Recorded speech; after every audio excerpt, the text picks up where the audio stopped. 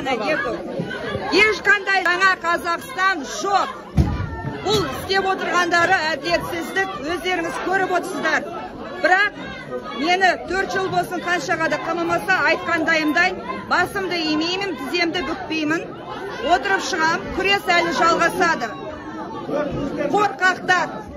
Мен алдында айтып едім ғой, Асыловты ақтап алу үшін осыдан 3 күн бұрын ғана мен Қойшыбек ағаға сұхбат бергем, сол кезде айтқан болатым.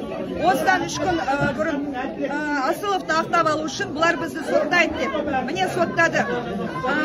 Асылов, мен айтқан болатымын. Бұлар деген бірінші сотталу керек бұл жерде. 20 мың террорист келді деген. 20 мың террорист келді деген. Бірінші кезекте 20 мың террорист келді деген Тоқаев сотталу керек. Асылов сотталу керек. Жалған ақпараттар бәрі.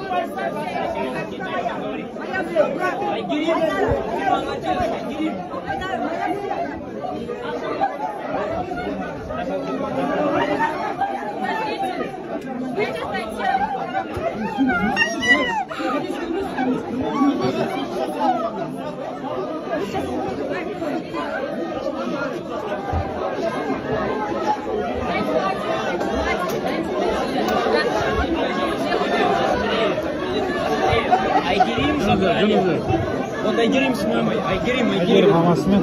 Шекерхан. Менің сумкам айнады. Айгерим?